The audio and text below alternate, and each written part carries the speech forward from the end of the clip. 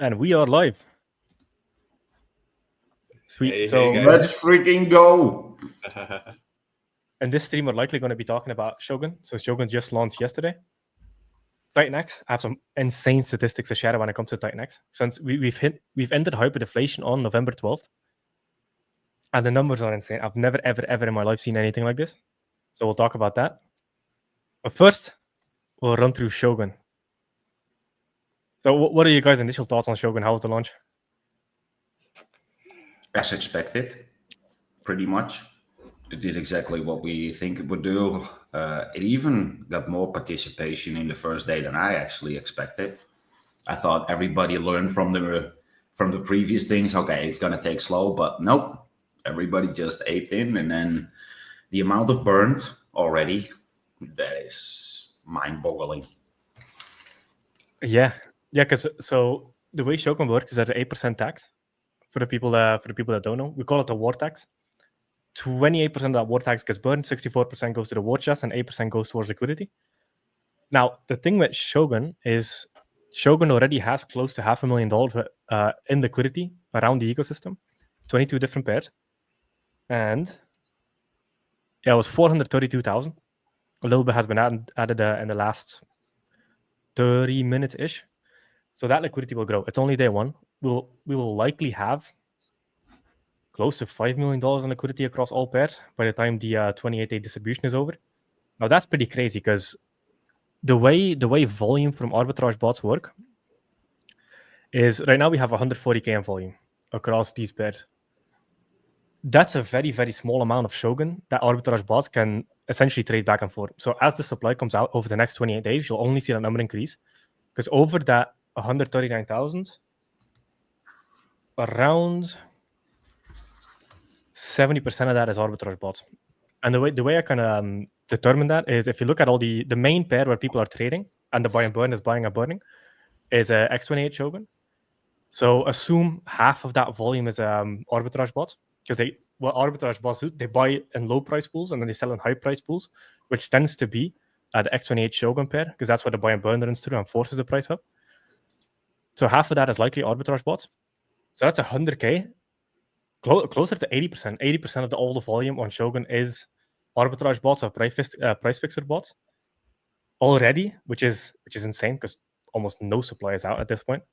I think users have claimed like 60 million-ish.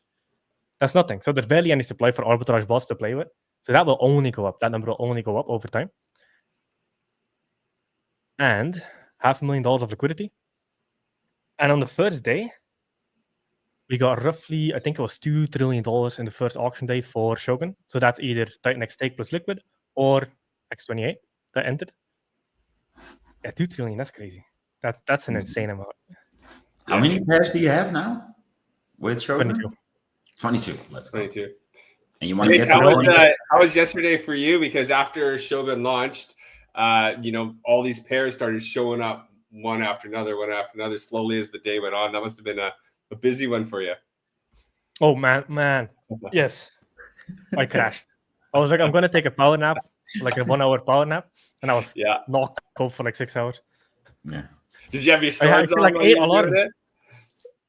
Did you have your swords with you? It's not comfortable to sleep with. Yeah, but I had 8 alarms. I just slept through all of them. Man, I was so crashed after the Shogun launch. But everything went smooth.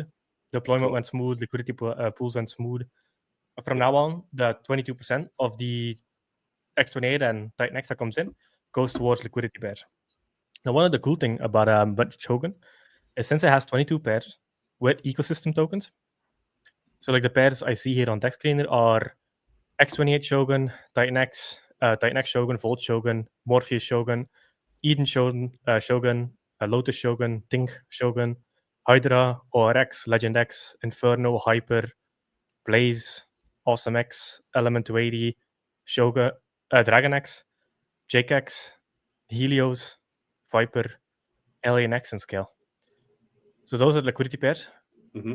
The cool thing is, the only way to create these liquidity pairs is to first buy the tokens with Titan X.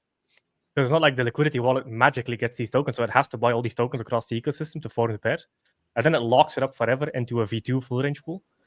So it's a massive supply sink over time with all these arbitrage bots running back and forth. All those fees get stuck in the pool. So that's going to be very interesting to see that just grow over time. I just essentially become a small vortex on all the ecosystem tokens.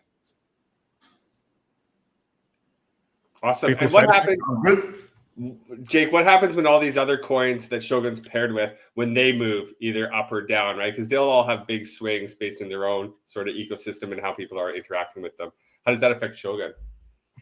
Yeah, exactly. That's good because so the way Uniswap works, and I think this is important for people to realize, is every pair is its own unique price. So, like for example, X28 Shogun, Titan X Shogun, they have two different prices. Because if the buy and burn buys Shogun with X28 in the X28 Shogun pool, that pushes the price up only in that pool. And then what keeps the prices equal across all the pairs is bots buying, for example, Shogun via Titan X Shogun, and then selling into Shogun X28. And that equalizes the pairs across, because it's not like the way Uniswap works is pool specific, has a price.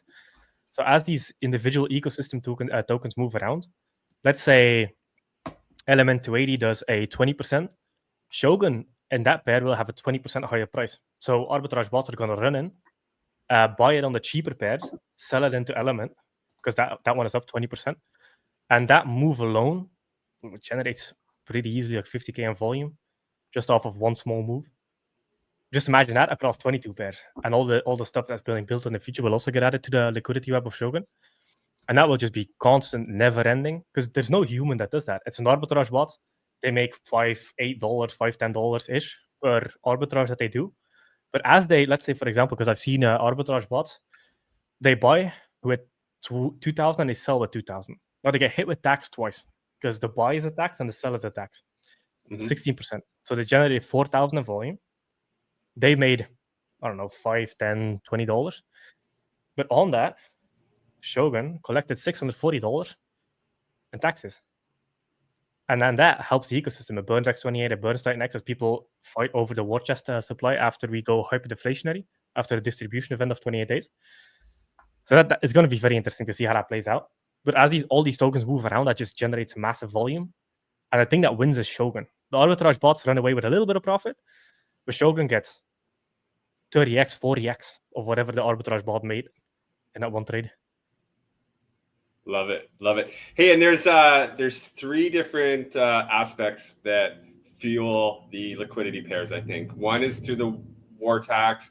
One is through entering the auctions with X28.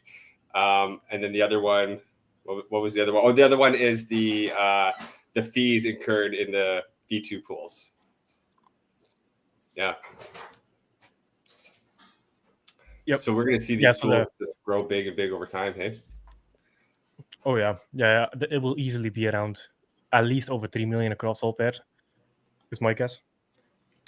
Now, fees are auto-compounding? Yes, because it's a V2 pool. Perfect. So the fees get auto-compounded and stuck in the pool. So every time, for example, Morpheus, on a Morpheus Shogun pair, if an arbitrage bot buys that, 0.3% of that essentially gets stuck in the pool forever. Yeah. Of the fees, because Uniswap V2 is 0.3%. So all the volume that happens on all these different pools, 0.3% of the supply. So it goes in with Shogun to get, it goes in with Morpheus to get Shogun out. 0.3% of that Morpheus is now stuck in that pool. Because nobody's going to collect the fees because the LP positions get burned. Yeah. So those fees just stack up and stack up and stack up. So this is another thing that makes all the deflationary protocols in Titan X even more deflationary. So that's going to be interesting to watch, to see those pools grow essentially over time. Yeah. Yeah, and as soon as the volume picks up, it's going to go banana. Now we have low volumes, but as soon as, let's say, even though we're pretty much in a bull market, everybody knows, but we still have to move for the altcoins. But as soon as all these coins starts moving and people have something in their wallet that has a lot of value, they want to play with it. And this is when the showtime starts. When everybody's back 10x's, they want to switch around. They want to, and yeah, having a liquidity web this way, it's just going to gobble up a lot of economic energy. So let's go. Yeah, and then when you factor in the Shogun buy and burn, so the war tax has a 28% buy and burn, and then there's also the buy and burn from what's coming in for the auctions. That's going to be pushing the price up or adjusting the price of Shogun, which then the bots are going to have to react and respond to these price corrections that are being created by the buy and burn, which then, feels that circle again. Yep. And every single time they pay the tax. Yeah, so this is going to be interesting to watch. So if you look at, I guess you can kind of do a rough calculation. 64 million is roughly claimed by users now. So the first distribution was 100 million Shogun. And yeah, almost 1% of user supply is already burned through the taxes. You have very low volume because there's not much liquidity to play with yet for arbitrage bots. Yeah, but 1% of user-owned supply is already burned in under 12 hours. So that's going to be very interesting to see how it plays out over weeks. Yeah, so my guess is that Shogun goes deflationary probably around day 20, 25-ish. Because that's when volume is going to start picking up. The amount of supply that comes out is relatively low. And then after day 28, it's hard cut. All the supply, all the newly minted supply that comes out, because the first 28 days is 100 million a day. Fair launch, people auction for it. Mm-hmm. And then after 28 days, it's hard cap, essentially. So the most tokens that will ever exist is 2.9 billion. So you have 2.8 billion in auctions for users, 100 million for the liquidity information of all the pools. And then we go hyperdeflationary because there's no more supply. And then the only supply that people get to auction for is the supply that either comes through a percentage of the buy and burn, that the buy and burn bought off of market, and a percentage of the war tax is generated by either users selling and buying, but mostly price fixer bots or arbitrage bots. So then it's essentially non-inflationary auctions with supply that is bought off market to redistribute back to the users, with 28% of all that getting burned. Yeah, and that market buy will also change the price of Shogun, which then also reactivates the bots. I feel like there's all these different aspects that activate the bots, and activating the bots, then feeds the war chest, feeds the Shogun going into the perpetual auction, and it just kind of keeps cycling. Like, you look at it from one way and it's like, okay, this aspect of it is pumping it, and then you look at it from this way and it's being pumped from this direction. It's pretty neat. I like this. Yeah, and another cool thing that will happen is as users sell Shogun to get out of that position, mm-hmm. they'll sell into a certain pair, whether they sell into Shogun into X28 or Shogun into Titan X. The interesting that happens, it can also go the other way. So if the buy and burn buys Shogun, it changes that price on one pool, which puts all the prices on the other pools out of whack. So the arbitrage bots activate, they buy in all the other pools, sell in the main pool. That effect also exists in reverse. So when people sell Shogun into X28, for example, or into Titan X, those are the two biggest pairs currently, they also change the price in that pool. So let's say, for example, across all pools, Shogun has a price of $1. And then some whale sells a massive amount of Shogun and dumps the price on that Shogun X28 pool down to 80 cents. Now what's going to happen is the arbitrage bots will activate. They'll buy the 80-cent Shogun and then sell into the other pools. So it's going to be very, very hard to push the Shogun price down, because your arbitrage bots will fix the price across all pools, which is buy volume coming back in. And you saw this on Element 280. If somebody sold 2,000, you would see 1,600 coming back in from arbitrage bots to then sell in all the other pools. So it's like a very, very, very resistant system. Because if somebody buys, you get the effect. If somebody sells, you get the effect. Yeah, so you not only get the users 28% of the war tax that gets burned, but you also get all the arbitrage volume that essentially doubles the burn, sometimes even triples the burn. So it's going to be so entertaining to see it play out, because I've seen it in action on the Element 280, and Shogun is just an extreme, very, very extreme version of that. And that 8% tax, that's if a user, like you just said, makes a buy or a sell, they incur that tax, which is a good thing. It's a positive thing. What we want to do is we want to calibrate our brains 8% lower, and then that's what it is, knowing that 8% is then going to pump the bags, pump the ecosystems. So if you're looking at it like where the chart's at, just drop it down 8%. That's where you're at, right? It's just a recalibration of your brain, knowing that extra little bit is fueling the whole system. I think I love it. It's brilliant. Yeah, another thing about crypto is 8%. Crypto moves 8% in a day. So it looks like a big amount, but it's actually not. Like you see these 20%, 30% pumps all the time, and if you go over a week, if something moves, it's like 100%. So I guess 8% is very, very negligible. Another cool thing that people need to realize is if you go into Shogun, in the Shogun auction, you don't pay taxes. It's only if you buy on market or sell on market. If you just go into the auction, you zero slippage, zero taxes. That's why I recommend everybody to do auctions, especially during the first 28 days, because that's when all the supply comes into existence. What are your guys' game plan when it comes to Shogun? You're DCAing into the auctions, or? I told myself to not do anything for at least 2-3 days and observe. And I'm literally in that process right now. I talked about it with Mo yesterday as well. I'm in no rush. I don't mind missing the first 1x or 2x or 3x. Yeah, myself. So I haven't really been a big auction guy so far. And then I went into Volt and I did the DCA plan into Volt, which worked out extremely well for me. Super happy about that.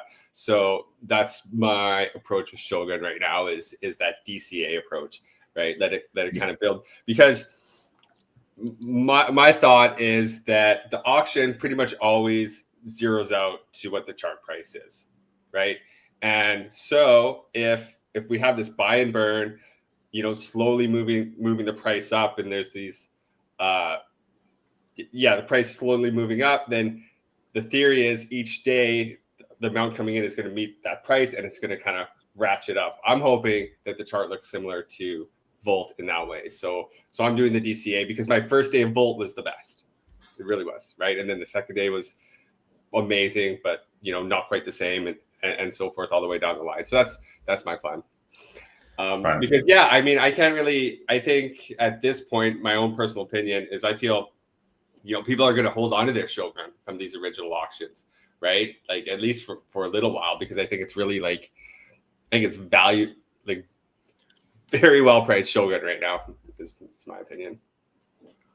What do you think will happen to the ratios? Do you think Shogun will outperform all the liquidity pairs that you created as a ratio, or? That's a good question. After 28 days, it's definitely possible. During the first 28 days, probably not.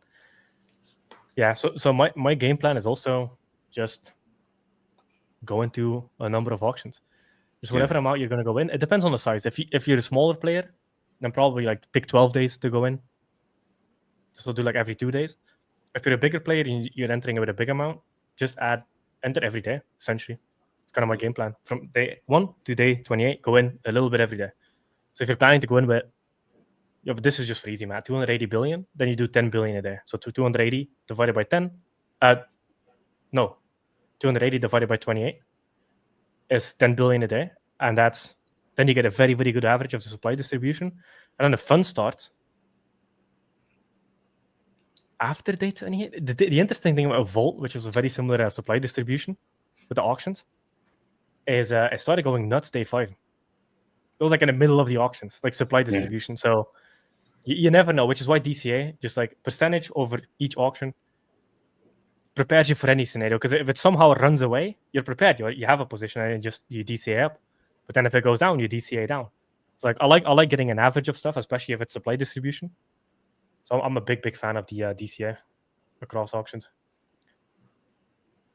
Yeah, because nobody saw Volt coming. It was down, day 5, whack. Yeah, exactly. Everybody's shit.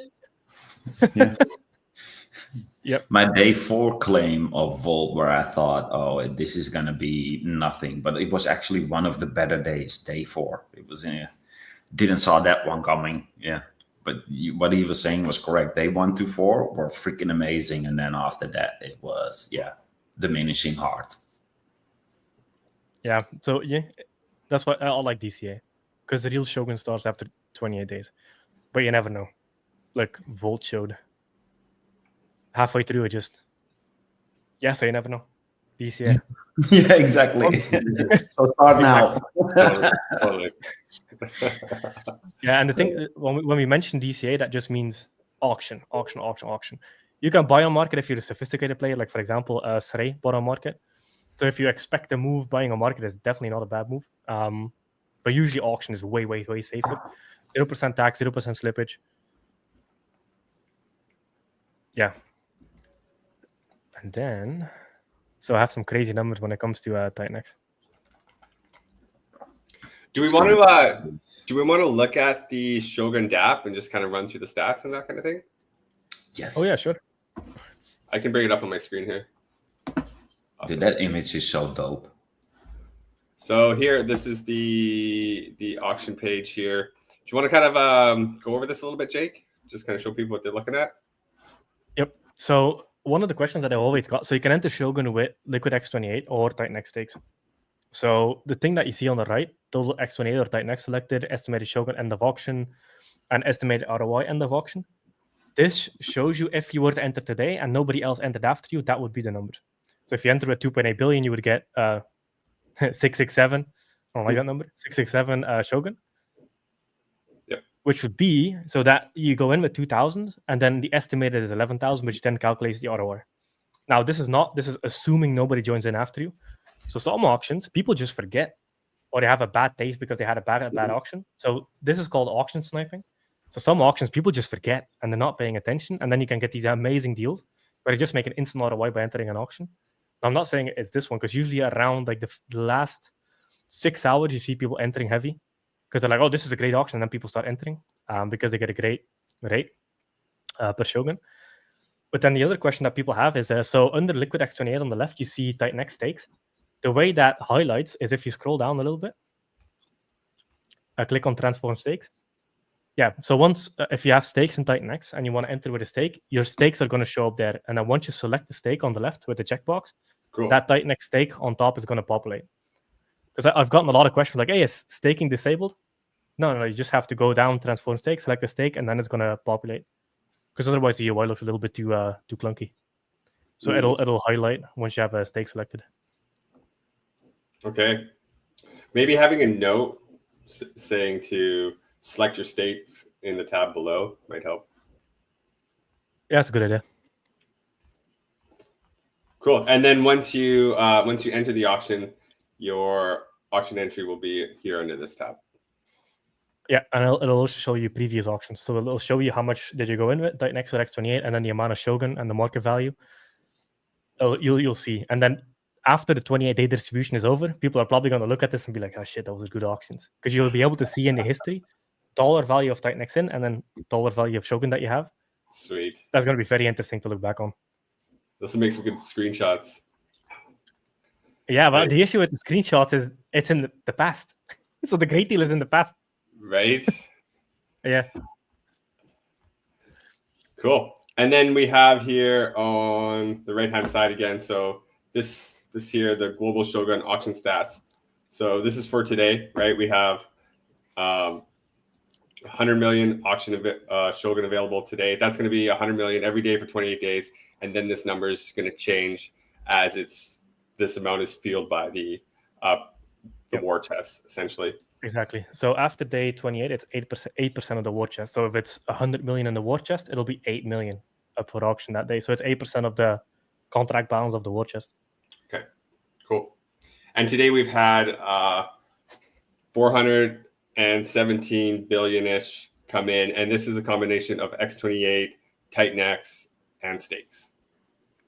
Correct. Yep. Cool. That's a pretty decent number. I'd say, yeah. Is that percentage done from coin or dollar? Wait, what do you mean? That auction. So up for auction is 100,000. So that's always coin count that it uses. Yes, correct. Yeah. That's 100 million Shogun. Yeah. Yep. Cool. Yeah, so 300,000 has entered today. Yesterday it was around 2 trillion-ish, if I remember correctly.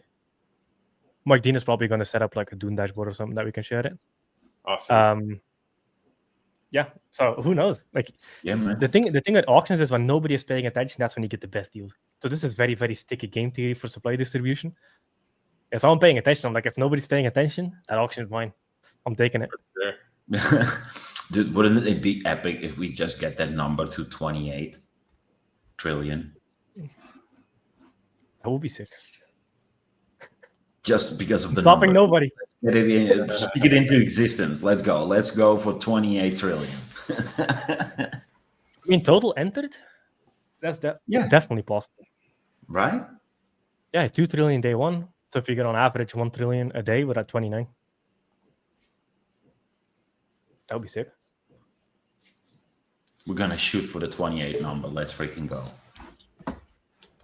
Oh, and then one you'll be last. able to see it. Yeah, I want to hop over to the stats page, but one last thing: to be able to use your stakes, this lasts for the 28-day distribution phase, and then this option ends. So very important. Yeah, that's very, very important. Yeah, you'll only be able to use your stakes to enter the auction for 28 days. So you have 26 and a half days left. And after that, that will disappear from the UI, and it will just be Liquid X28. You'll still see what you entered within your options, but that option will disappear. Also, in smart contracts, it just locks it.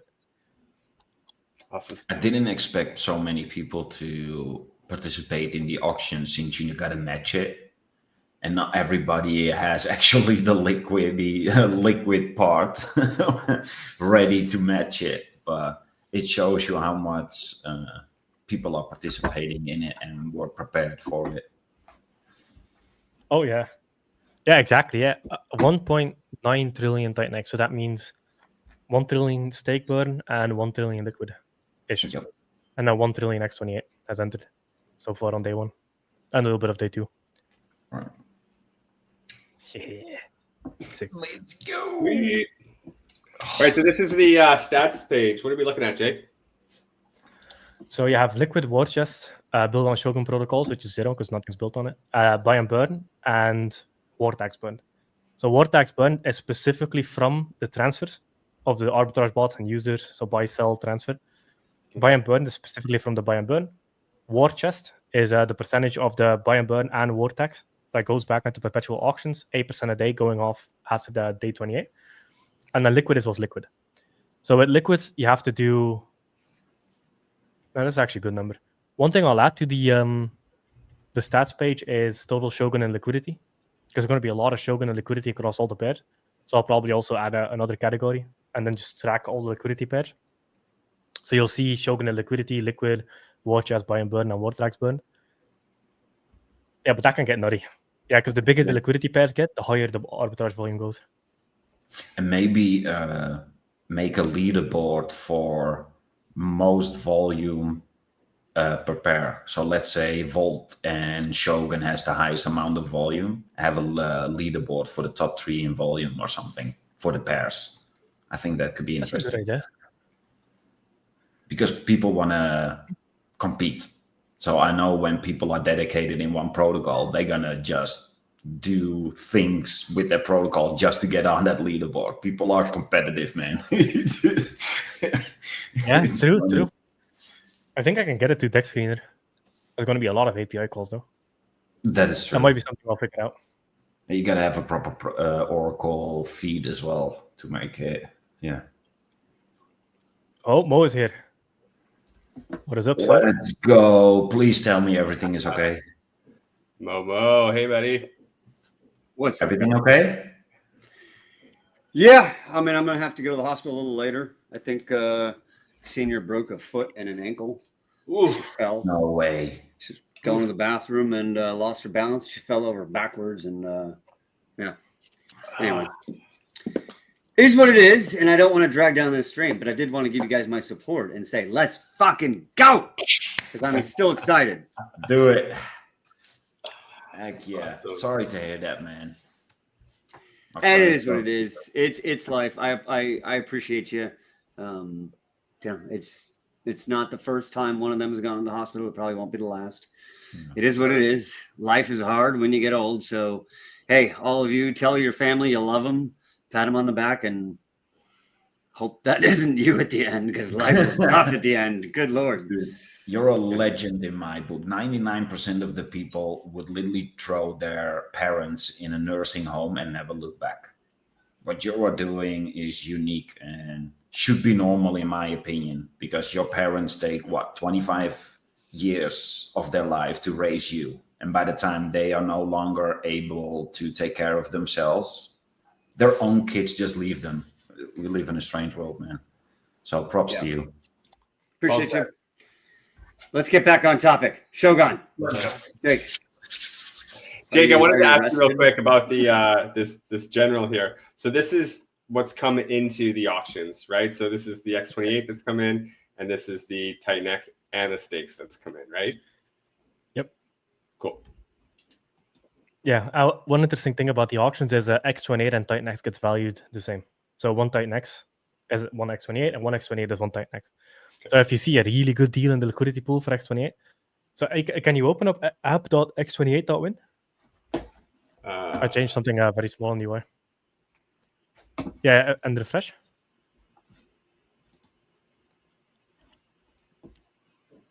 Yeah, so I changed it from conversion ROI to better deal than Uniswap. Because one thing that people don't realize, because I see some people buying on market, which is fine if it's a good deal. But right now you get a way, way better deal going to the UI. Because for example, if you take 280 million, like here you get 280 million X28, because one Titan X is one X28. But if you buy on Uniswap, you'll actually get a little bit less because you have Uniswap fees, liquidity provider fees to do the swap. So on Uniswap, you'll actually get around 276 million-ish. Mm-hmm. Let me actually do that. So yeah, 276 million-ish. And you get 280 million through the UI. So I would highly recommend everybody using the UI because you don't need slippage, you don't pay liquidity provider fees, etc. It's pure one-to-one. So as you can see now on the UI, it's 0.2% better to get it through the UI than on Uniswap. So I changed that a little bit to make it clearer to communicate. And you feel the buying burns. Yeah, also. Yeah, but people don't care about that stuff. They just care about, give me the best deal. This is the best deal. For sure. For sure. Yeah, one thing to think about that is a lot of people will be like, well, that's not really that significant. I'll just go ahead and do Uniswap. Okay, fine. But it's like one of those things where even in low gas period times, you can be like, oh, it's not that big. But then you look at the accumulation of the amount you've paid in time, and it's enormous. You know, if you keep doing this over and over and over, every one of those, you know, better than Uniswap percentages that you don't take will stack up, and you'll be like, bro, I really missed out on significant ROI because I just kept buying on Uniswap instead of minting. Big time. Oh, yeah. I mean, yeah, do X28 5 times and it's 1% less. If Titan X is a 10X, you just lost 10% of your stack because 1% turns into 10%. Yeah, that can add up very quick. Like these small percentages matter, so use the UIs. Do what the protocol wants you to do, essentially. I had an economics teacher do that in school where he was like, oh, do you buy a soda every day? Just don't. And at the end of the year, how much money do you have? And it was like, oh, shit. Like that was like that. Yeah, little tiny increments add up over time. And especially in this world where, like you said, then if Titan X does a 10X, bro, all those increments you missed out on is enormous. Oh, yeah. Okay, so here's crazy numbers. So Titan X has been deflationary since November 12th. I say 12, it's actually 13, but I hate that number, so November 12th. Here's the crazy number. So I used to calculate it based on total supply, which took into account the amount burned, which is obviously incorrect. So I've changed it for only what is on market. So what I consider I also consider stakes on market because that supply that existed, people staked it, but that supply exists. So I do liquid plus stake plus build on Titan X protocols, the Titan X in the protocols and smart contracts. If we look at those numbers, since November 12th, we've been burning on average 0.32% of our supply a day. There's no more Titan X coming out. Hyper-deflationary. Because I see some communities get excited about 0.01%. We're doing 30 times that a day on average. That's on average, because yesterday we burned 1%, 0.9% of all supply in one day. Which is, let's actually put some numbers on it. We're burning on average $292,000 a day. So pretty much you're burning a whale position every day. Every day a whale gets burned, pretty much.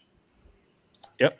Those are stats that need to go on its own, maybe individual landing page. I mean, I'm not saying, Right. I'm not saying add more onto Mike Dean's page, but there needs to be some sort of flashy, catchy, you know, maybe extra landing page to direct people into the system where it has stuff like that. Because those are enormous numbers.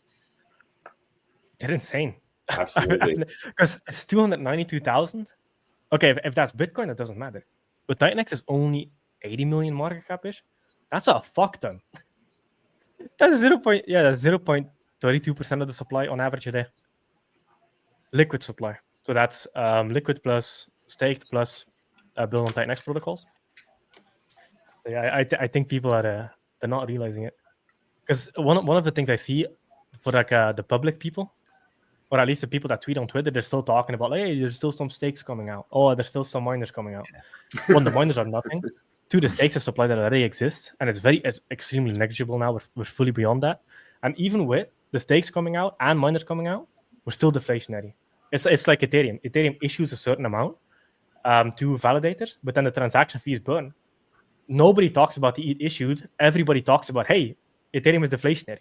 So we need to change the communication to the outside. And hey, this is hyperinflationary. Like, it's here now, today. It's not hyperinflationary to hyperdeflationary.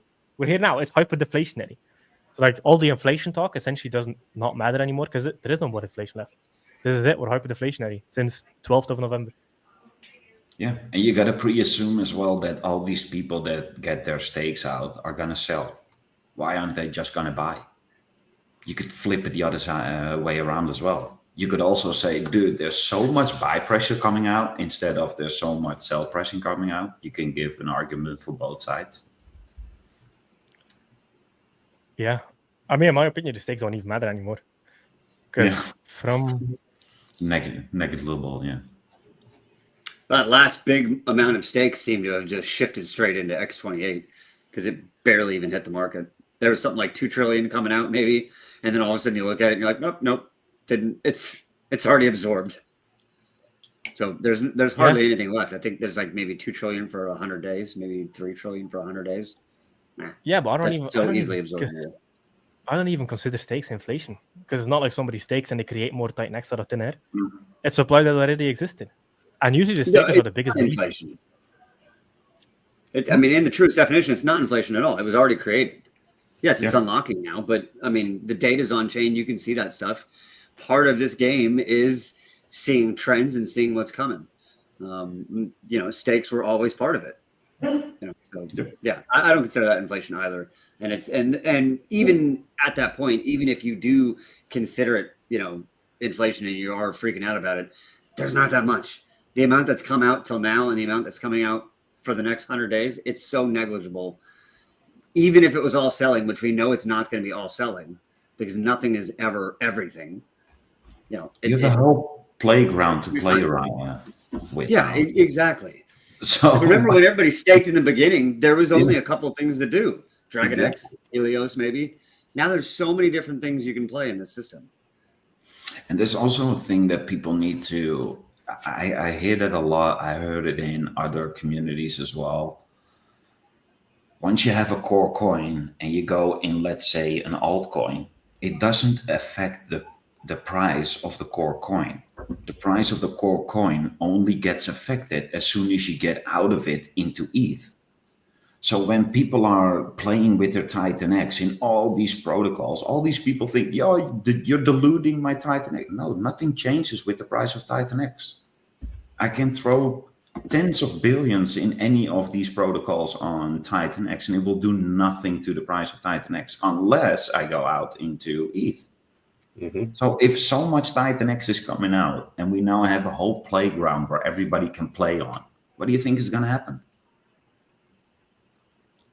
Oh yeah, and we're hyperinflationary now. So the thing I'm most excited about, I'm gonna hammer this all day long, because the thing I'm most excited about is now we have hyperdeflationary protocols built on top of hyperdeflationary foundation, and everything's priced in Titan X.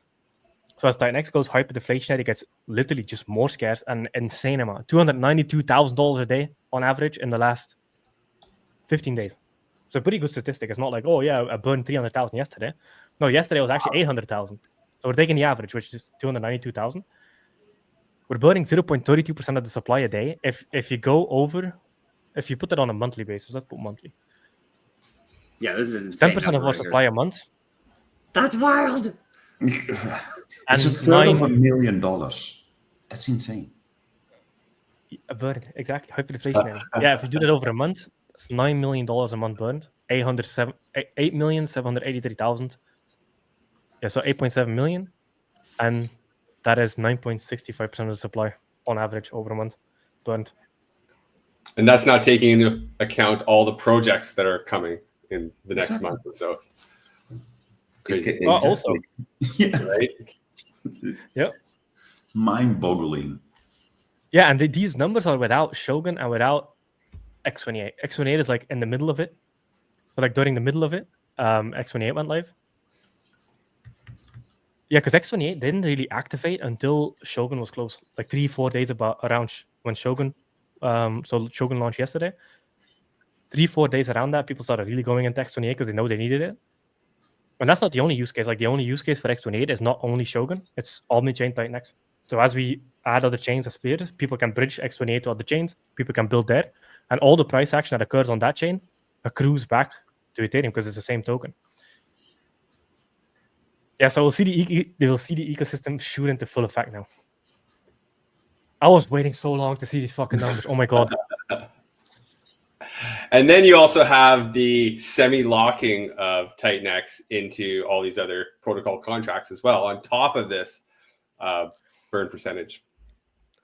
Oh yeah, exactly. That's not even counted into hyperdeflationary.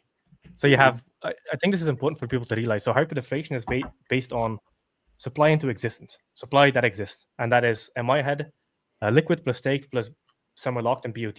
That is what I consider supply. And then you have a secondary metric, which is liquid supply. So that is what is liquid sitting in users' hands. Because BOT then assumes smart contracts. These smart contracts are not going to dump on market. So 23 of the top 100 whales. Well, no, actually, it's 18 or 23 of the top 50 whales on Titan X are smart contracts. Like we've never seen a system like this. So I'm very curious to see how it plays out. And as well, yeah. It is wild. It is wild. Oh man, hang on. And Jake, for Shogun, the buy and burns are running now today.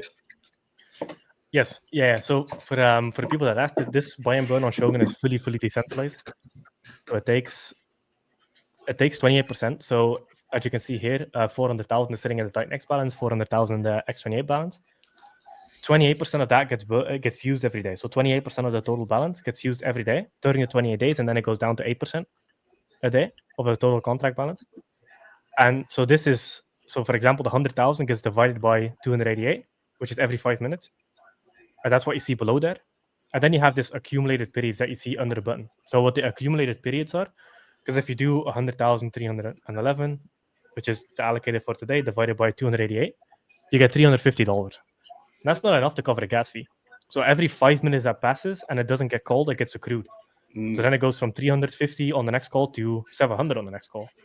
And now it accrues up to 6 periods, which is around 2,200, which is break even or profitable for somebody to call it. And it's still under MEV, so it will not get MEV attacked. So yeah, I see people calling it now roughly every 30 minutes because then it's accrued 6 times. Yeah, but this is fully decentralized. Like we can't change these numbers. It's 28% a day during 28 days and 8% a day after the supply distribution. Brilliant.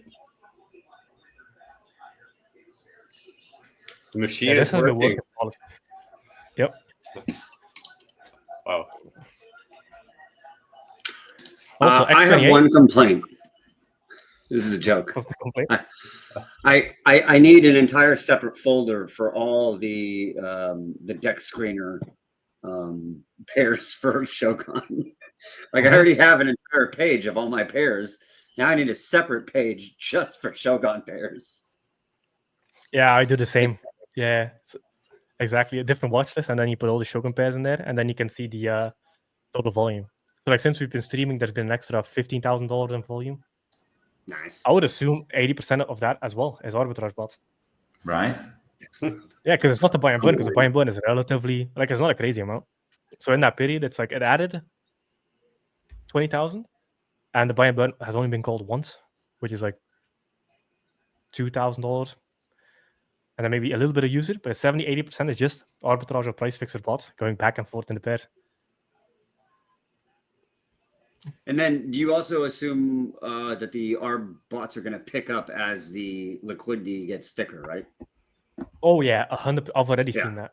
Because some pairs, because as it comes in, the liquidity wallet will set up more pairs, burn LP tokens.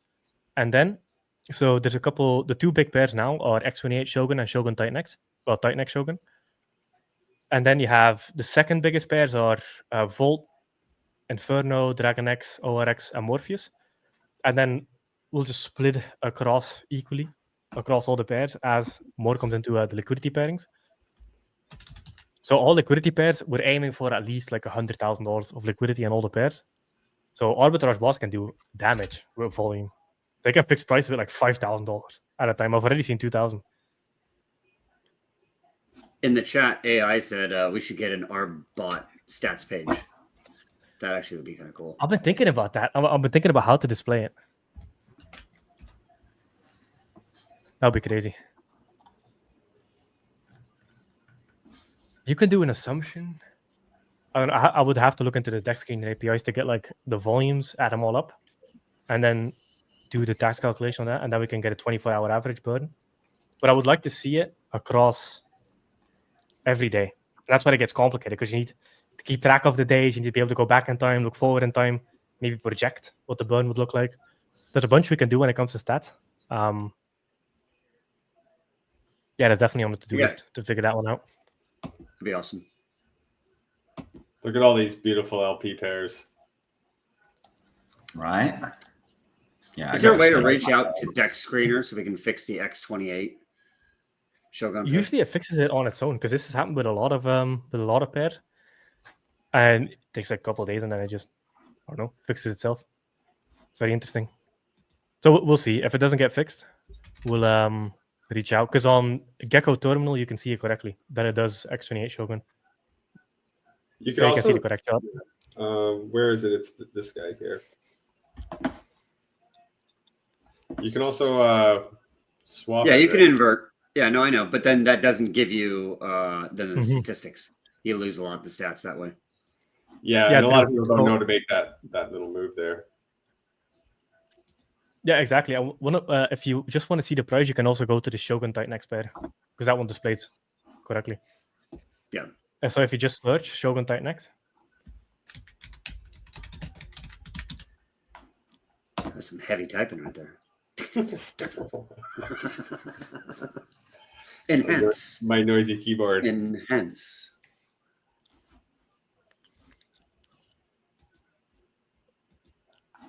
Wait, else I need the link directly.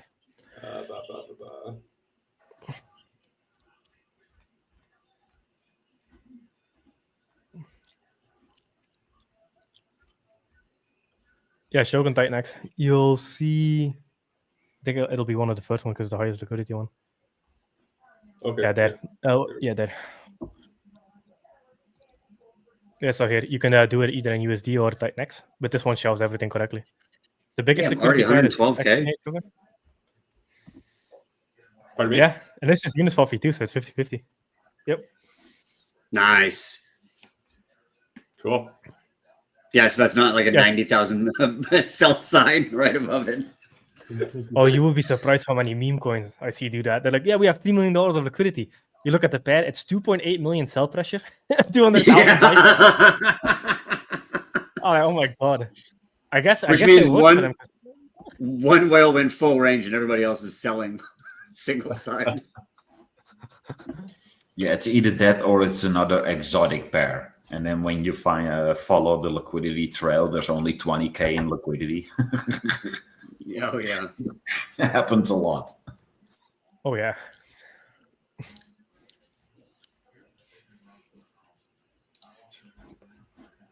All right, yeah. So the biggest thing I wanted to share on the stream was Titan X burn metrics, and then Shogun is looking great. So I think over in the auctions, you'll see people go in. So if you're planning to go in anyway and DCA, just get it done when the auction starts. You don't need to look at the auction all the time. If you're trying to snipe, around 3 hours when auction is about to end, you get a good average of like, okay, this is probably like roughly around what it's going to be.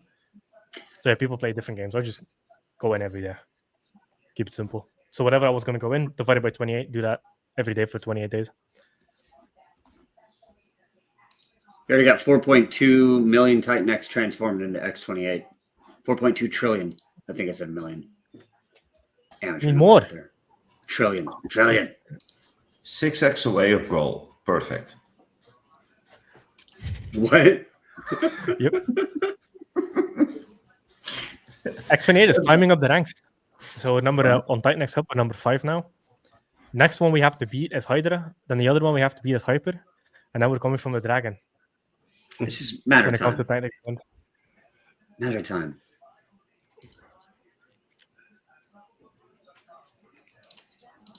Any you got- predictions of what we think is going to enter the auction today? Right now we're at 417 billion. I would assume it closes out around market, like usually every auction. So we'll see. And if it doesn't, if somebody got an amazing deal. Exactly.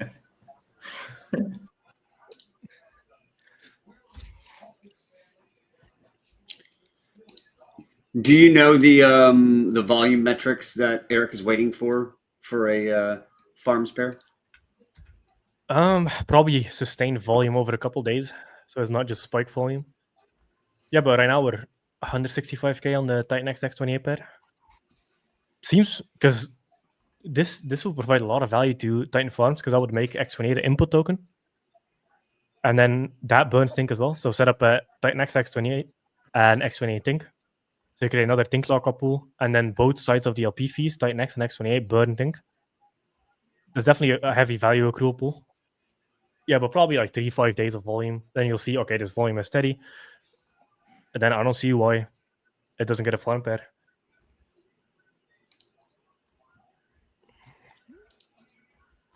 Once we get that first Tink burning protocol, that's going to be really solid for support. Even now, man, like that. If you look at farms, the APRs are amazing. Mm-hmm. So Titan farms, Mm-hmm. it's loading. Tink Titan X 223%, Dragon X Hydra 156%, Hyper Titan X 116%, Raptitarium Titan X 116%, Dragon X Viper 80, Volt Dragon X 70, Volt Titan X 66, Dragon X Titan 60, and Inferno Titan X 55. Those are amazing. Yeah, but you've spoiled me in this system, so I'm already like, that's not good enough. We're getting higher. We're going better. Yeah, or we can do what almost all farms do and just lie and just show the compounded APY instead of APR. Because then it looks like 300%, but then you go in and you're like, wait the fuck, this is 60% a year. But you don't realize unless you're in for a year. Yeah, so there's a lot of that scammy shit going on. Yeah, so this assumes no compounding. So it's real APR. Hey, that's actually a good thing. That's another aspect about fair crypto is we display our farms the actual way that it should be, which is not a small thing. Yeah. And if you want to add, this is actually a cool idea. If you want to add APY, you can just put it below it, like APR, APY, and then just a tooltip. No compounding, assumes compounding, and then you get to show all of them, both of them for marketing. That might be a great idea, actually. Yeah, that would actually toggle be switch, so you could see both. Yeah, but you want people to load the page and be like, "Oh shit, this is Yeah, true. Go read the fine print first. Give them too much. Only confuses them. I had someone who got my inbox immediately on the Shogun launch, and they're like, "Well, this is a flop." And he said he sold out of all his Titan X, and then like 3 hours later, he's like, "I think I figured it out. I just bought back in."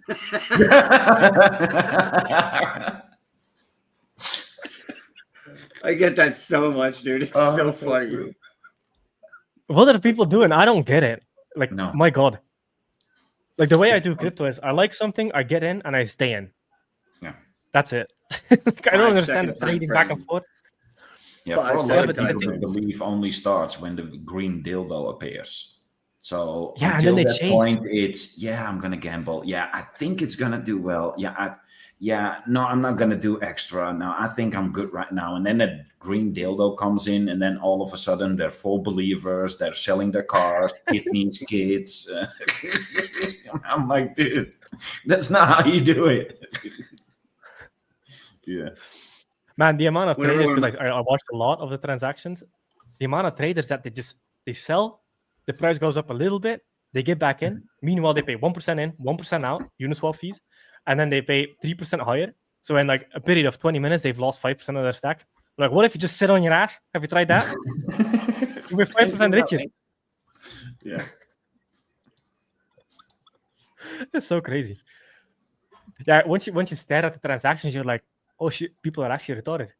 Like, this is not just a joke. Like, people are actually insane. That was such a perfect clip right there. Oh shit, people are retarded. Yeah, because you see all these memes on Twitter, like, nah, people can't be that stupid, right? Like, there has to be. And then you look at the transactions, like, oh shit, yeah, the prophecy is true. I have a friend who has a really good tell, and as soon as he makes like a really firm declaration on something, he's like, "Nope, that's it. Like I'm going full in on this. This is what I'm doing." He's gonna cheat out within like an hour. He's gonna change his mind and completely go out. This is what I'm going with. He's not going with that bailout. He's not doing that at all.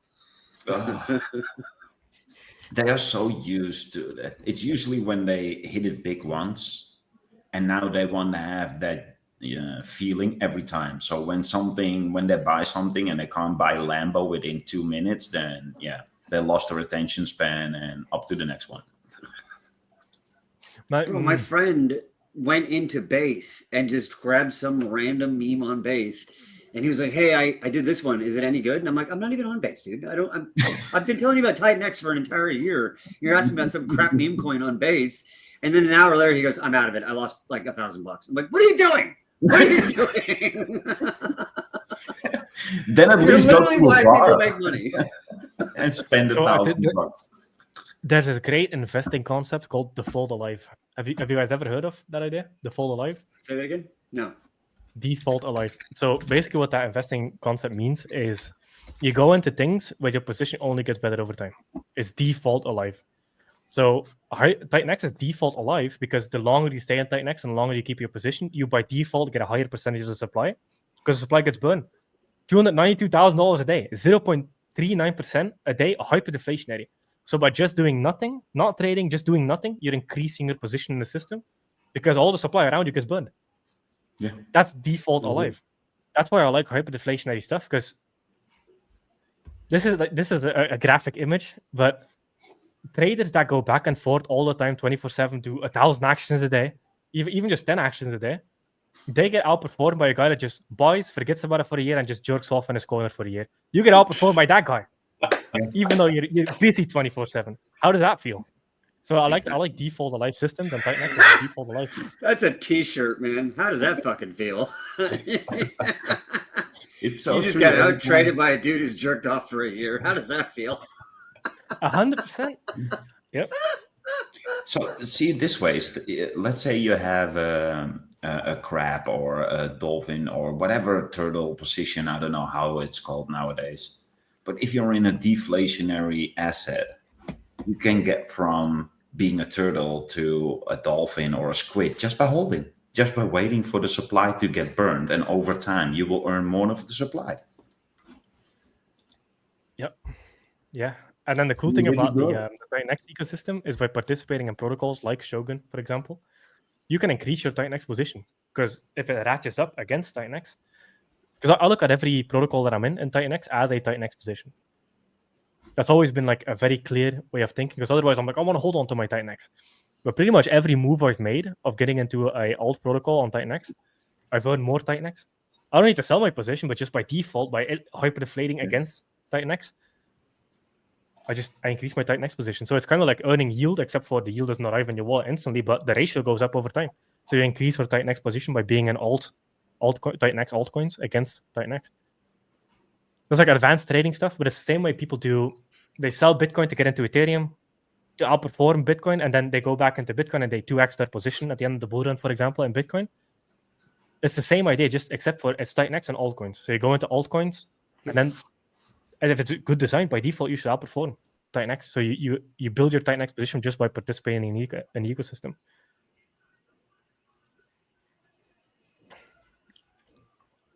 There's a question in the comment, and it's like, well, if we're in hyperdeflation, then why isn't it increasing the price? Because there's market dynamics. People buy and sell. Why do good things go down? Right? Because someone sold. You know, there's a lot that goes into it, but you have to have the hindsight, the foresight of seeing what's happening in the future, what trends are accelerating, where the supply is going, where the burning is going. And yeah, some people are taking their profits and they're leaving when they get them. Absolutely. That allows the rest of us to keep going. So It's just And it it is what also it takes is. time for people to realize what is actually going to happen. So let's say, for example, you have 100 exotic cars. They are sold for $1 million. 50 years later, there are only 3 of these exotic cars left.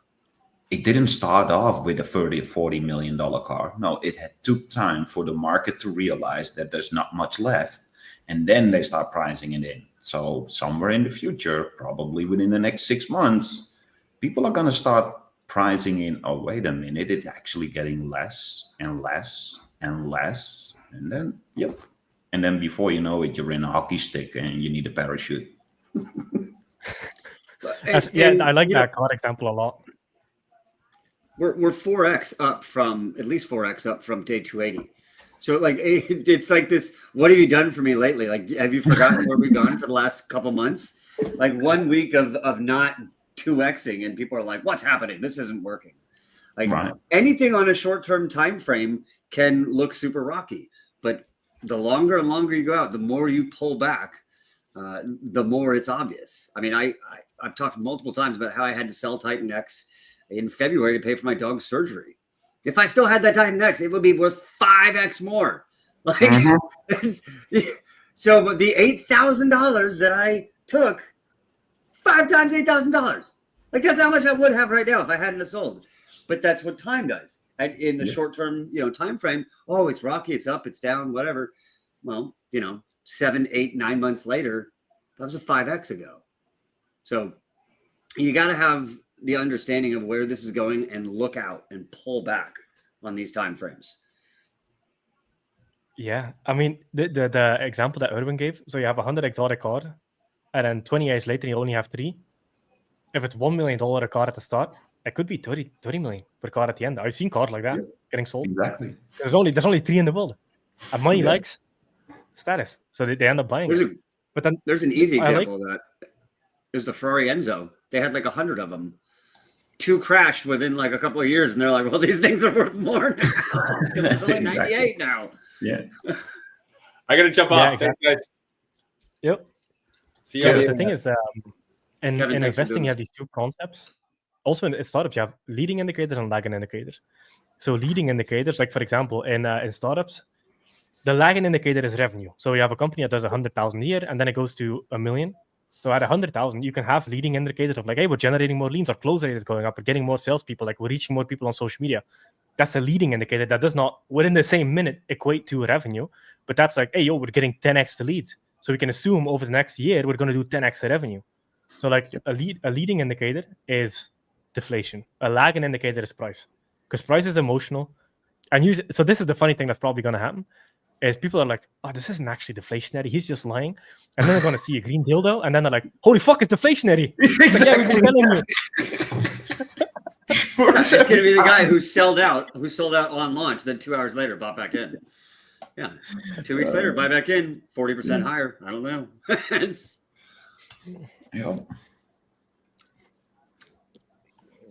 And that was obviously not financial advice. Could all nuke to 0. It's always like that. It goes from like, oh, this thing sucks to like, this thing is the best thing since sliced bread, even though it's the same goddamn thing. Exactly. My favorite thing is when we don't go up and we just stay stagnant for a day, and people are like, "What's going on?" And you're like, "Yeah, we're not even down. Like we're just." You can't move up every single minute of every single day. Like, good Lord. That is so true, by the way, that as soon as something corrects what is perfectly healthy and price could never appreciate without it, the first thing you get, what happened? Did I miss anything? What happened to the price? Dude, somebody sold it. Now the price is low. What's the problem? They're completely in panic. Yeah, I think it's like, because as you go through cycles in crypto, because I remember I had the same one. The first cycle, I was relatively good because I read investing books, but I still had that same feeling. And then I look back at myself, like at my second cycle, I'm like, holy fuck, I was a retard. Oh my god, I didn't know anything. And then you look back and you feel ashamed of like, I'm like, a good thing that was an anonymous profile. Oh my god, that's amazing. Yeah, 100%. I would hate to hear. But I caught you on camera. Crypto 4 years ago. I mean, God, 4 years ago, the only thing I talked about was Dogecoin. Right. And then were we wrong about that one? 3 cycles in a row. Yeah. Insane. 3 cycles in a row. Could you imagine? When Lambo J-Class beats, I don't know, when Lambo. Let's get it. I hope whoever the first Lambo purchaser is fucking gets a personalized license plate. Don't be cheap. You gotta get that personalized license plate and be like now Lambo or Titan X or something like that. I mean, and it better be green. I mean, I bought cars because then the issue is with cars is, let's say you buy a car and then the thing that you sold for a car goes up 10x, and then you look at the car and you're like, this car is 10x more expensive. That car all of a sudden became a lot less cool. Because, like, for example, if you get a Lambo, if you drive a nice car, it gets boring after 2 days. It goes from like this nice car to this is a cool car, but it's not like a wow factor. So then you're like, oh shit, I now see the thing that I sold to get this car. It goes up 10x. You look at that car differently. I've had that scenario before. I'm like, oh yeah, okay. At least I still have my money. It's like a bank account on wheels. So you start to justify it. Yeah, but that's a weird feeling. I'm trying to live vicariously through someone else's bad decisions. Okay, so I need them to make that bad decision and buy that Lambo. Right. It's like speeding to the McDonald's to get a hamburger, and then you get pulled over. You get an $80 fine. Oh, dude, no. Hamburger. Dude, this happened to me. I chose to pick up a pizza to not pay the delivery fee, and I got pulled over. I was new-ish in Texas, but I still hadn't got my license. I still hadn't changed over my insurance, and they hit me with all of it. It was like a $400 series of tickets to beat my $5 delivery fee. So mad right now. That's exactly what that is. Perfect. Never see me order a pizza because of that. I mean, I believe was it the dude? Yeah, the dude was working on the 1 token per Lambo protocol. So maybe we might get I like that. Yeah, but it's funny that you say that, because my dad had this back when I was small. I wanted to go sleep over at a friend's house, and he's like, yeah, instead of paying for the taxi, I'll drive you. It's going to be cheaper. So he ends up driving me, and I end up in my friend's house. 2 months later, we got a ticket. So the taxi was like, I don't know, like $40-ish dollars. Yeah. 2 months later, we got 3 tickets, 3 speeding tickets, because he was showing off his car. He's like, vroom, like 3 times. Every 3 times he got a ticket.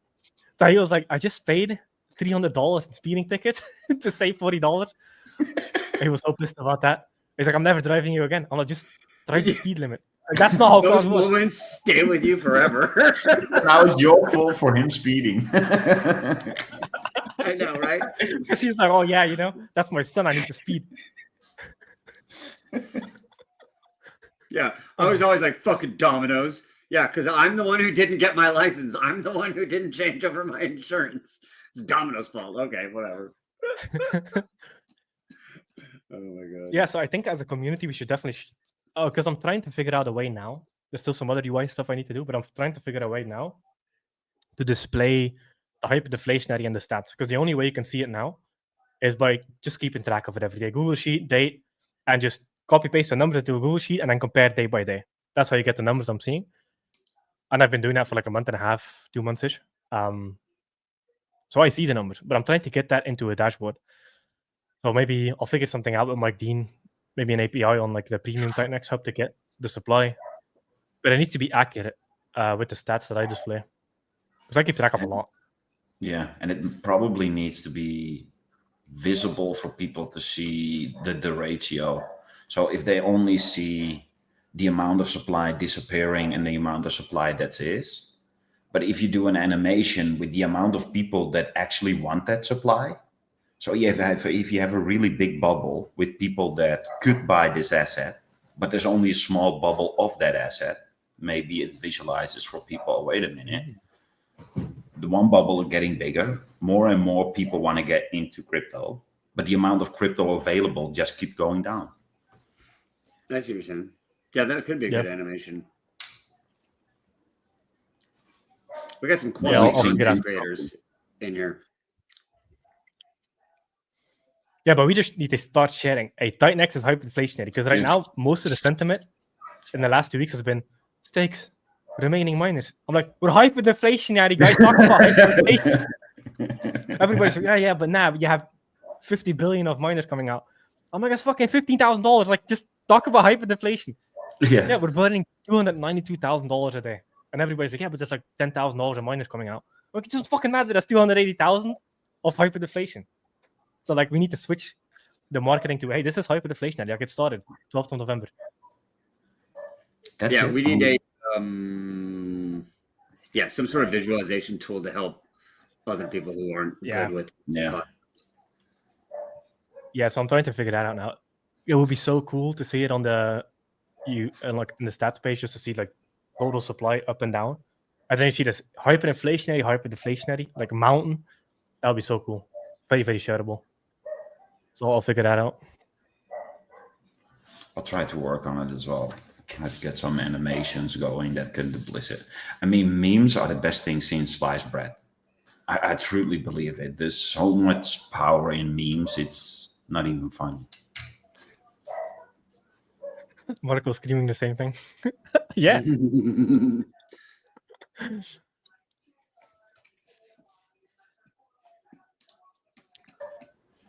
All right, we got almost 2 trillion already in total Titan X used on Shogun. You're at 1.934 trillion.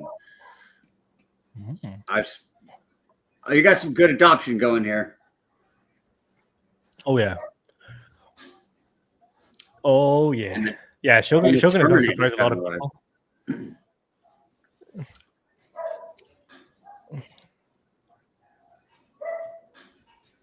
Yeah, I'll try to figure out a way to do that. It'll probably take a little bit because I need to figure out how to do it. There's probably a way to do it like a Grafana, like through an API. Yeah. Maybe a database, but I don't want to track it manually because that's a pain in the ass. Because you could do it manually, relatively easy, put it into a graph, like a pie chart, but then another graph. That's easy. It's just getting it real time. Maybe I can start with that. The issue with my data tracking that I do manually in Google Sheets is it's only like a month and a half of data. So it'll look very weird. It'll look like all of a sudden it goes down and there's like no history. So I need to figure out a way to do it with history. Almost like the Twitter stats when you just start. It's like there's no correlation whatsoever. It just goes full up, full down, full up, full down. 2 impressions, 0 impressions. Yeah, exactly. You're like, I'm mooning. 2 people saw my mooning, babe. Look, Mama made it.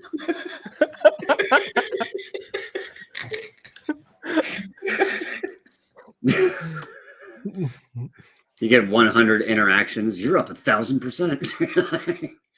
I'm doing great. Oh, I remember when I first started my YouTube channel, I was like, I had 2 views, and all of a sudden, like 10 views came in. It's like 1,000%. I'm like, this is it. Yep. Yeah. I'm only sharing this right here. Just plus 1,000%. No one has metrics like me. YouTube course. Yeah. YouTube is one of the most brutal ones. If you're like, I'm going to start this and I'm going to do something with it, I'm like, ooh, it's going to take a while. It's going to take a lot of work and a lot of time. Yep. There are a lot of people in the community that have both. YouTube is great. Yeah, because when I first started YouTube forces you to eloquently explain your points, so you become a deeper learner. Because like when I read a lot of books on meta learning and I have a whole system for it. So this is completely off topic, but the way you do meta learning is you learn a topic. First, you have a topic, and then you dissect the 80-20. What 20% of information am I actually going to use? You only study that 20%. And then for every topic you learn about that 20%, you record a 1 to 2 minute video just to yourself. I use Loom to do it. Just explain the topic to yourself as if you were teaching it to somebody else. It's a completely private video, but then you communicate it with words, so you allow yourself to understand it deeper. So first you take a topic, you cut it down to the 20%. Then on each of the topics of the 20%, you create a 1 to 2 minute video explaining the topic to yourself. And then what YouTube forces you to do is you have to understand things deeply to be able to share them. So you become a way better investor just by being on YouTube because it's forced understanding. because otherwise you just look like an idiot. So like you have to understand it, and then when you communicate it, the market will very quickly show you whether you're right or wrong. Like people will start commenting on Twitter, and you're like, oh shit, I actually mislooked something over here, and then you become a way better investor. So I think going on YouTube was probably one of the best things I've ever done for like a rapid rate of learning, because you get instant feedback. At least if a couple people watch, people will tell you if you're right or wrong. So instead of like 6 months later figuring out, oh shit, I was wrong here, it's like somebody's going to tell you within a day. Yeah, it's very nice. I like it. Yeah, it's if you're faking until you make it, they'll call you out. Yeah. I cut you off. Say it again. Oh no, I'm saying you're putting yourself up for accountability. So yep. It's the only way you can learn. Yeah. Yeah, I love YouTube because you're not going to have someone grab a giant audience while they're just faking it. Yeah. Like everyone will call them out and just, and won't be following them in the first place. Yeah. Brandon says, so through Jake, the only way I learned the topics was teaching others with the fear of not embarrassing myself. Yeah, exactly. Yeah. You learn so much quicker. Yeah. Even just making Twitter post. Like, yeah. I agree. That's a big thing, though. Finding a way to explain it is another way to learn. Like you can read it all the times you want, but if you have to actually sit there and put it in words for other people to digest, it'll sit you there and make you rethink your points and rethink how you're going to say this, and definitely helps learn. Once you can create analogies, so if somebody's really good in giving you analogies, it only tells you he truly understands what is going on, because he can actually duct tape it on something else and then display it to you.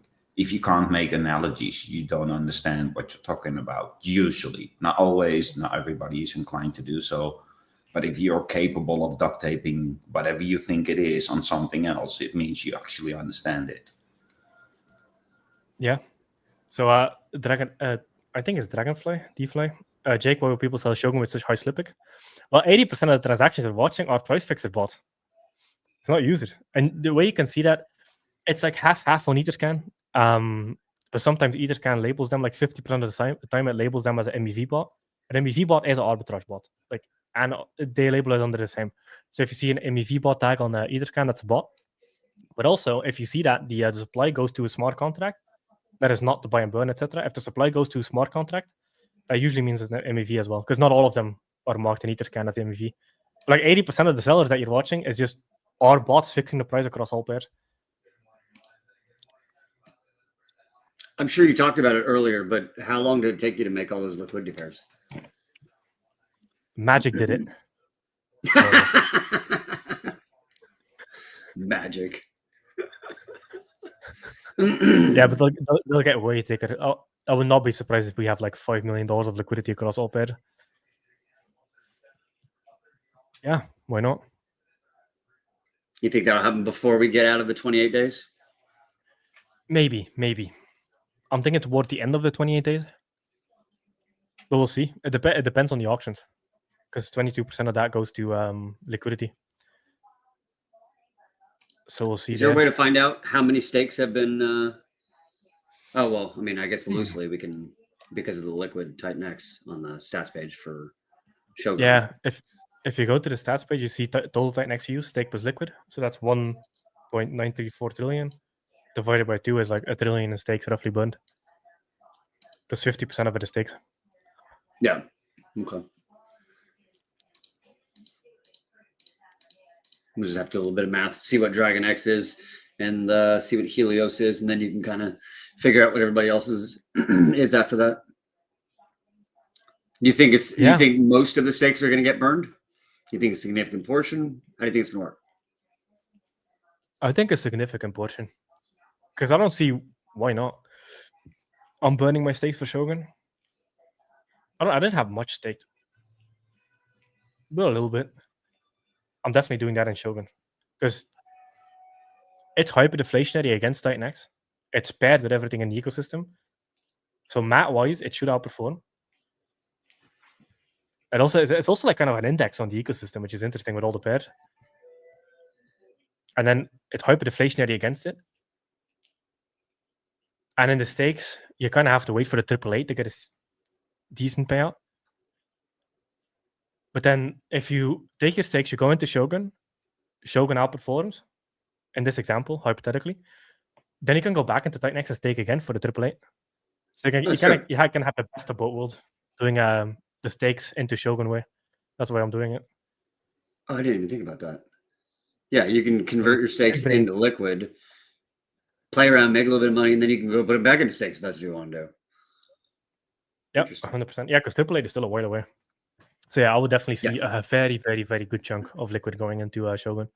But right now it's the biggest. Like the biggest amount is the stake plus liquid. It's like twice the size of X28 used. What would how I phrase this without getting in trouble here? Would you say, what do you think is a better beneficiary to the system, staking or staking in protocols or farms?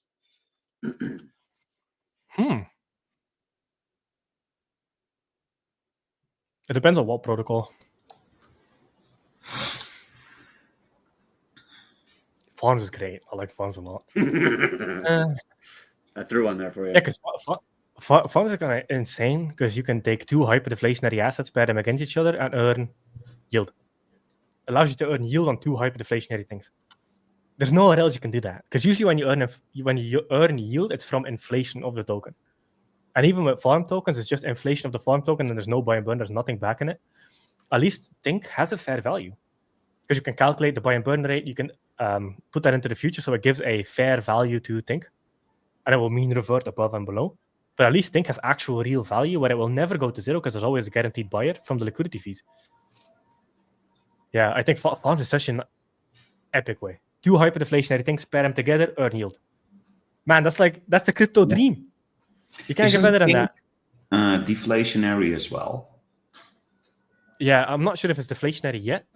But it will be, yeah. With all the things probably going to be built on top. I haven't been hearing some things, so yeah.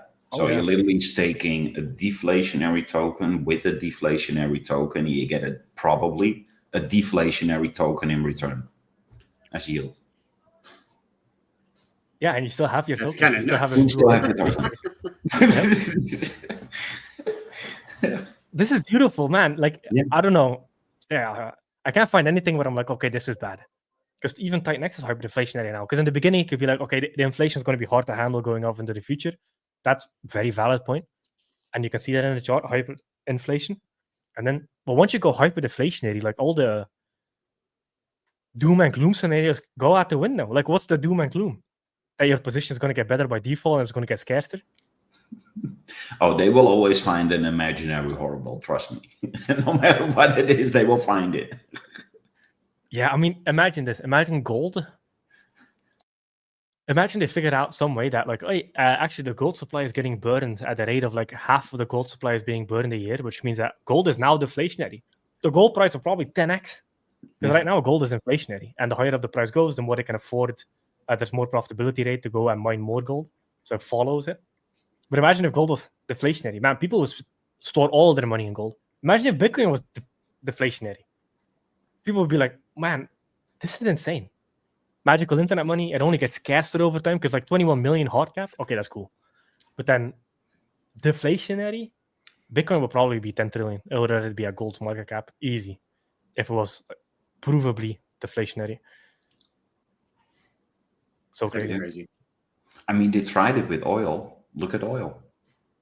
In the early 1900s, I think it was Rockefeller. I'm almost sure Rockefeller did a whole speech for pretty much all the prominent people somewhere in 1903 or 1904 or something. And he came up with, oil is scarce. It only exists once, and we only have to deal with what we have. And what happened to the oil price after that? Oh, that's interesting. Up until then, everybody thought that oil was abundance. And then Rockefeller came along and he said, you know what? Oil is capped. We only have the oil that we have and we are depleting it. And from that point on, only went up. Genius. Yep. He basically lied about his farm's compounding. Dude, if people would realize that oil is actually also inflationary, because the Earth literally creates oil, so it's not capped. But they will never tell you that. Oh, they will Plus, never. like, It's like every- the gold industry. Yeah, A diamond industry, I mean, with Yeah. they can Where- always find more. They can always get more technology, dig deeper, and get more. And Yeah. But it's even with gold. If you truly look into alchemy and the periodic table and how electricity and magnetism is directly related to the elements that we have, all of a sudden you realize, wait a minute, gold is actually created by the Earth on a daily basis. Yes, correct. People can't fathom that shit. All right, we're going to start rounding off the stream. Do you guys have any All right. closing points? Right next is Closing hyperinflationary. damn it! You can't say it enough. Let's fucking go. There we go. Let's That's what it send is. it. Do we have self-custody? We can create our own value. There's no middleman. There's nobody that can take it away from you. That you can travel the world with all your wealth. It's so beautiful. It's just sad that people not really realizing what they're holding. Wait, so Artewar asked a question. Let me give him the number. So we're burning on average $292,000 worth of Titanex a day. Which this is kind of how I look at it. Imagine if Titanex does a 10x from here. That's $2.9 million burned of supply. It's 292 now. Yeah, so that's when your mind starts going nuts. But that is 0.32%. So we're burning 0.32% of the supply a day. And supply is capped. Like there's no more Titanex coming out. Yeah. This is it. Bonkers. Focus. Don't fumble your bags. Look, this is a rocket ship. Rocket ships are shaky. Don't jump out of the rocket ship on the way to the moon because it was shaky for you. Yeah. Come on. We're still at the launch Let's pad. go. Let's go. They just ignite the rocket. We're still, Mhm. I we're was just still on gonna the say. launch pad. We haven't Right, even right now left underneath us. Yeah, and people are like, it's too shaky. I'm out. Yeah. We're I punching didn't double the my moon. We're back going to the last moon. minute. No, I'm too scared. Nah, I'm out. All right, I'm gonna end the stream. All right. Perfect. 3, 2, Peace, 1. everybody. Peace.